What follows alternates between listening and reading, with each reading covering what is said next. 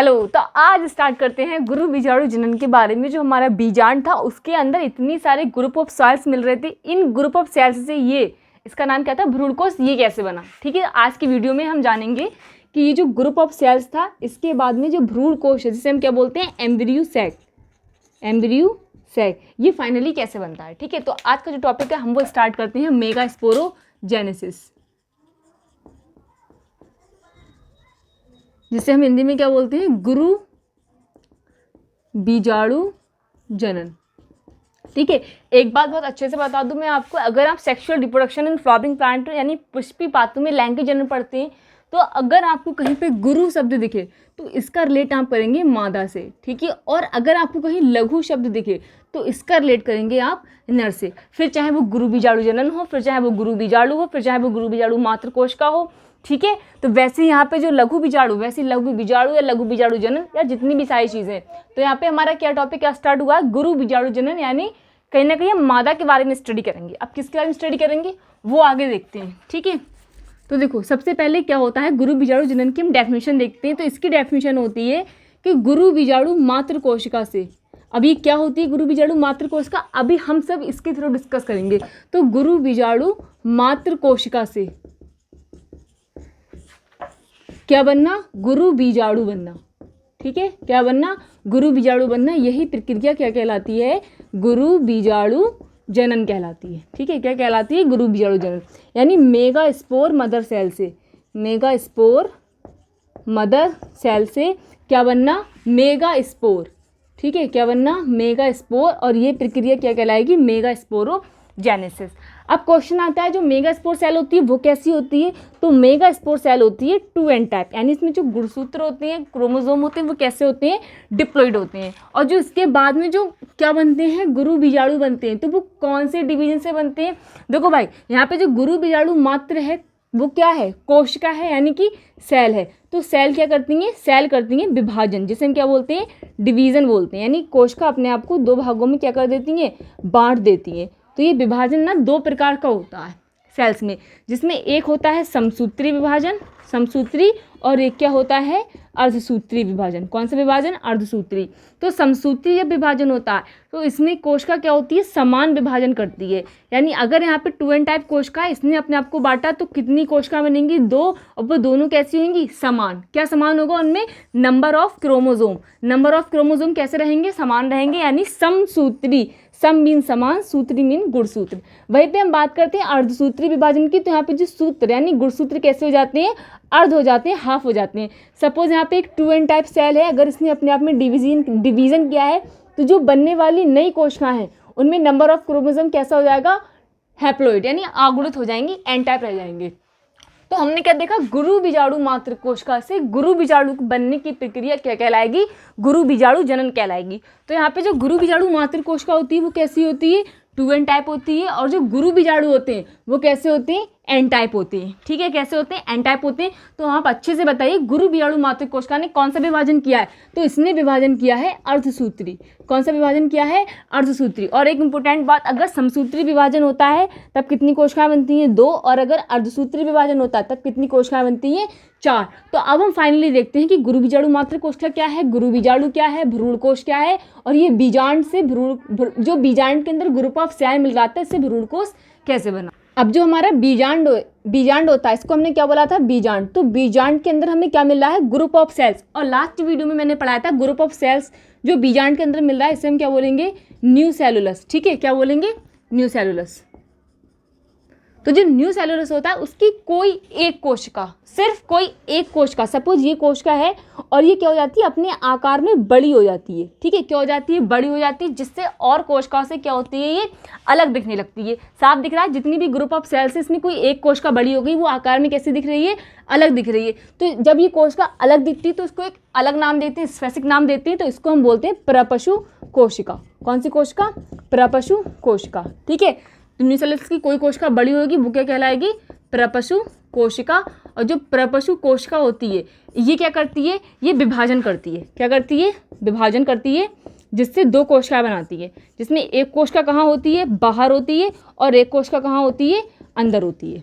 इसने क्या किया, विभाजन किया। अब विभाजन के बाद में दो कोशिकाएं बनाई, एक ये और एक ये। तो बाहर ये है, ये बाहर है, और ये कहाँ है, ये अंदर है। ठीक है, तो जो बाहर वाली कोशिका होती है इसको हम बोलते हैं भित्तीय कोशिका। कौन सी कोशिका, भित्तीय कोशिका। और जो अंदर वाली कोशिका होती है, ये वाली अंदर वाली, इसको हम बोलते हैं बीजाणुजन कोशिका। बीजाणुजन कोशिका। ठीक है, अब क्या होता है, अब जो भित्तीय कोशिका है इसका कुछ वर्क नहीं होता, या तो ये डिवीजन करेगी या तो बिना डिवीजन के रहेगी। लेकिन जो बीजाणुजन कोशिका होती है ये क्या करती है, ये गुरु बीजाणु मात्र कोशिका बन जाती है। क्या बन जाती है, गुरु बीजाणु मात्र कोशिका। क्या बन जाती है, गुरु बीजाणु मात्र कोशिका, मेगा स्पोर, मदर सेल। और ये सारी कोशिकाएं कैसी होती हैं, 2n टाइप होती हैं। अब जो मेगा स्पोर मदर सेल होती है वो क्या करती है, वो करती है अर्धसूत्री विभाजन। कौन सा विभाजन, अर्धसूत्री विभाजन। और अर्धसूत्री विभाजन के बाद में कितनी कोशिकाएं बनती हैं, 4। तो यहाँ पे कितनी कोशिकाएं बन जाती हैं, 4 कोशिका बन जाती हैं। और यहाँ पे जो megaspore mother cell 2n type है, तो जो अर्धसूत्री विभाजन होगा उसके बाद बनने वाली कोशिकाएं कैसी होंगी, n टाइप होंगी। और उनका नाम क्या था, गुरु बीजाणु। ठीक है, क्लियर है यहाँ तक। ओके, अब जो गुरु बीजाणु थे वो कितने बने थे, 4 बने थे। सपोज डैट यहाँ पे क्या था, ये जो हमारी 2 कोशिकाएं बनी है इसको बाहर निकालते हैं।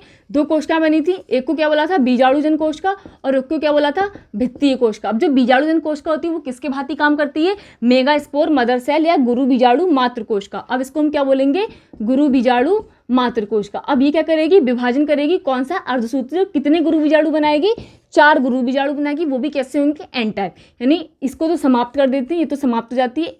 1 2 3 4, ये 4 क्या बन गए हैं, हमारे गुरु बीजाणु बन गए, जिसे क्या बोला था हमने, मेगा स्पोर। अब इन 4 गुरु बीजाणु में से जो 3 गुरु बीजाणु होते हैं जो नीचे की साइड बनते हैं, यहाँ पर जो 3 नीचे की साइड बनते हैं ये होते हैं अक्रियाशील। कैसे होते हैं, अक्रियाशील होते हैं। जबकि जो एक गुरु बीजाणु होता है ऊपर वाला, ठीक है, किसकी तरफ है, ये कैलेजा की ओर, और नीचे वाले किसकी तरफ है, माइक्रोपाइल या बीजांड द्वार की ओर। तो ये कैसा होता है, ये होता है क्रियाशील। तो जो क्रियाशील गुरु बीजाणु होता है, कहाँ से बना, सबने अच्छे से जान लिया। तो जो क्रियाशील गुरु बीजाणु होता है यही फाइनल आके हमारा क्या बना देता है, भ्रूण कोश बना देता है। क्या बनाता है, भ्रूण कोश। तो ये हमारा टॉपिक कौन सा कंप्लीट हुआ है, गुरु बीजाणु जनन कंप्लीट हो गया। इसके आगे हम पढ़ेंगे कि जो भ्रूण कोश है, क्रियाशील गुरु बीजाणु से भ्रूण कोश कैसे बना। तो जो हमारे यहाँ पे 4 गुरु बीजाणु बने उसमें एक गुरु बीजाणु कैसा है, क्रियाशील है, बाकी जो 3 है वो कैसे हैं, अक्रियाशील है। और ध्यान रखना, जो ये क्या था, ये था हमारा बीजांड द्वार। जो बीजांड द्वार की ओर होते हैं वो कैसे होते हैं, अक्रियाशील होते हैं। जबकि बीजांड द्वार की अपोजिट साइड को हमने बोला था निभाग या कैलेजा, वो कैसा होता है, क्रियाशील। सिर्फ एक, ठीक है।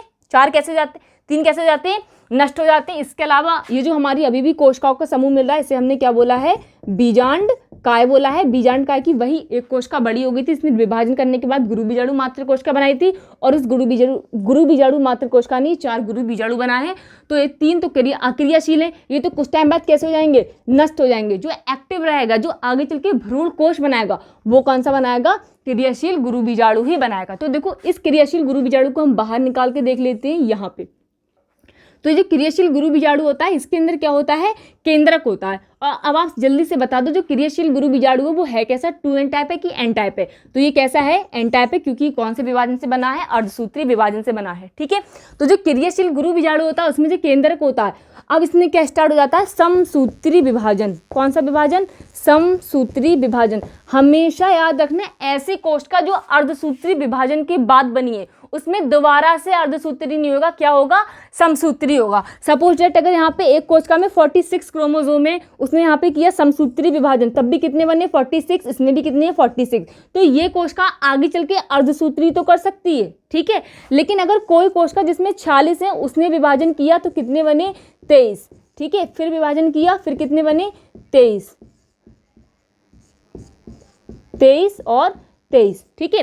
तो जो हमारा अर्धसूत्री था उसके फाइनल में 4 कोशिका बनी, समसूत्री में कितनी बनी, 2 बनी, ठीक है। कितनी बनी, 4। तो इनमें तो अर्धसूत्री हो सकता है, यानी 23 गुणसूत्र बना सकती हैं, लेकिन जो 23 गुणसूत्र वाली कोशिकाएं बनी, अब ये अर्धसूत्री नहीं कर सकती, इनको क्या करना होगा, इनको सिर्फ समसूत्री ही करना पड़ेगा, क्योंकि अर्धसूत्री विभाजन में गुणसूत्र आधे हो जाते हैं। अगर 46 के आधे हम 23 भेज रहे हैं तो 23 के आधे 11.5 बिल्कुल नहीं भेज सकते। इसलिए ऐसी कोशिका जो अर्धसूत्री विभाजन से बनी है, या बोल सकते हैं आगुणित है, यानी एन टाइप है, आगुणित है, उनमें सिर्फ कौन सा विभाजन होगा, माइटोसिस, यानी कि समसूत्री। क्रियाशील गुरु बीजाणु में कौन सा विभाजन स्टार्ट होगा, समसूत्री। क्यों होगा, आप अच्छे से जानते हैं, क्योंकि ये आगुणित कोशिका है।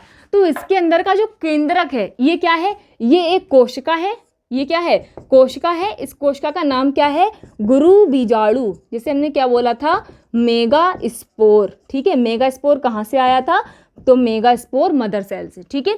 तो इस गुरु बीजाणु कोशिका के अंदर ये क्या है, केंद्रक, ठीक है, ये क्या है, केंद्रक।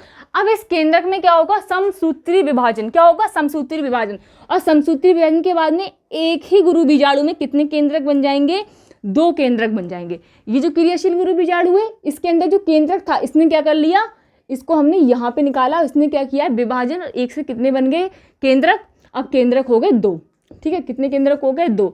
अब ये 2 केंद्रक अपने अपने ध्रुवों पे बढ़ जाते हैं, एक का ध्रुव ऊपर और एक का ध्रुव नीचे, ठीक है। कहाँ बढ़ जाते हैं, अपने अपने ध्रुवों की ओर बढ़ जाते हैं, यानी एक बढ़ेगा, देखो ऊपर जाएगा तो ये कौन सा वाला भाग है, निभाग, और ये कौन सा है, बीजांड द्वार, जिसमें एक कहाँ जाता है, निभाग की ओर यानी कैलेजा की ओर, और दूसरा कहाँ जाता है, बीजांड द्वार यानी माइक्रोपाइल की ओर, ठीक है। इसके आगे क्या होता है, जब ये अपने अपने ध्रुवों पर पहुंच जाते हैं, कौन, केंद्रक, केंद्रक, ना कि गुरु बीजाणु। गुरु बीजाणु नहीं बटा, गुरु बीजाणु के अंदर का केंद्रक बटा है। अब ये केंद्रक कहाँ पहुंच गए हैं प्यारे बच्चों, अपने अपने ध्रुवों पर पहुंच गए, और अपने अपने ध्रुव पर पहुंचने के बाद में ये क्या करते हैं, फिर से विभाजन करते हैं, फिर से विभाजन करते हैं। ये विभाजन करेगा, एक और केंद्रक बनाएगा, और ये करेगा तो ये भी क्या करेगा, एक और केंद्रक बना लेगा, ठीक है। तो यहाँ पर एक गुरु बीजाणु में, इसी गुरु बीजाणु में कितने केंद्रक बन गए हैं, 4 केंद्रक बन गए। 4 केंद्रक बनने के बाद में यहाँ पे फिर से क्या होता है, समसूत्री विभाजन, ठीक है। कौन सा विभाजन होता है, समसूत्री विभाजन होता है। अब जो 2 है, एक इसने बनाया गुरु बीजाणु, सॉरी, एक इसने केंद्रक बनाया और एक केंद्रक इसने बनाया, एक केंद्रक इसने बनाया और एक केंद्रक इसने बनाया। तो एक एक ध्रुव पर कितने कितने केंद्रक हो गए, 4 केंद्रक हो गए।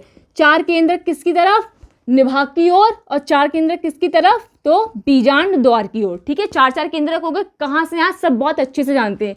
तो जब यहाँ पे फाइनली 4 केंद्रक बन जाते हैं, सिर्फ एक ही गुरु बीजाणु के अंदर कितने केंद्रक हो गए, 8 केंद्रक। इसके अंदर कितने केंद्रक हो गए, 8 केंद्रक। लेकिन अभी ये बटा नहीं, सिर्फ केंद्रक विभाजन हो रहा है। केंद्रक विभाजन होने के बाद में जब 8 बन जाते हैं, तब एक कौन केंद्रक इस ध्रुव से आता है, निभाग की ओर से, और एक केंद्रक कहाँ से आता है, बीजांड द्वार की ओर से। और आने के बाद में बीच में क्या हो जाता है, मिल जाता है। तो 3 केंद्रक कहाँ रह जाते हैं, ऊपर रह जाते हैं, और 3 केंद्रक कहाँ रह जाते हैं, नीचे रह जाते हैं। और जो एक एक केंद्रक आता है वो बीच में जुड़ जाता है, ठीक है। तो 3 केंद्रक कहाँ बचे, 3 केंद्रक कहाँ बचे, निभाग की ओर, और 3 केंद्रक कहाँ बचे, कहाँ बचे, माइक्रोपाइल की ओर। जबकि जो 2 केंद्रक हैं वो कहाँ है, मध्य में है, यानी बीच में। उसके बाद जब 2 केंद्रक बीच में आ जाते हैं तो यहाँ पर होता है कोशिका भित्ति का निर्माण। किसका निर्माण होगा, कोशिका भित्ति का निर्माण। हर केंद्रक पे कोशिका भित्ति चढ़ेगी, इसके ऊपर एक कोशिका भित्ति, इसके ऊपर एक कोशिका भित्ति, इसके ऊपर एक कोशिका भित्ति, इसके ऊपर कोशिका भित्ति, इसके ऊपर कोशिका भित्ति, और इसके ऊपर कोशिका भित्ति। और जो 2 केंद्रक हमने बीच में बनाए थे, इन दोनों के ऊपर एक ही कोशिका भित्ति आ जाएगी, ठीक है। आगे अब देखो, अब यहाँ पे सिर्फ केंद्रक बचे हैं या कोशिका। अब यहाँ पे जितने भी केंद्रक हैं ये किस में बदल गए, ये केंद्रक थे किस में बदल गए, तो ये केंद्रक किस में बदल गए हैं, कोशिका में बदल गए। क्यों बदल गए, क्योंकि जब बीच में केंद्र आकर जुड़ते हैं, इसके बाद किसका निर्माण होता है, कोशिका भित्ति का निर्माण होता है। और हमने एम्ब्रियो सैक की संरचना पढ़ी थी बीजांड के अंदर, तो वो इस तरीके से हमें मिल रहा था, जिसमें 3 कोशिकाएं कहाँ थी, ऊपर थी, 3 कोशिकाएं कहाँ थी, नीचे थी, और बीच में क्या थी, एक बड़ी कोशिका जिसके अंदर 2 केंद्रक। तो ये क्या था, ये हमारी पूरी संरचना क्या कहलाएगी, भ्रूण कोश। कब कहलाएगी, जब कोशिका भित्ति का निर्माण हो जाएगा। भ्रूण कोश में कितनी कोशिकाएं मिल रही हैं, 1 2 3, बड़ी कोशिका 4 5 6 7। एक भ्रूण कोश में कितनी कोशिका, 7 कोशिका, ठीक है। लेकिन अगर हम बात करें केंद्रक कितने हैं, तो 1 2 3 4 5 6, 6 केंद्रक ऊपर नीचे और बीच की कोशिका में कितने केंद्रक? 2।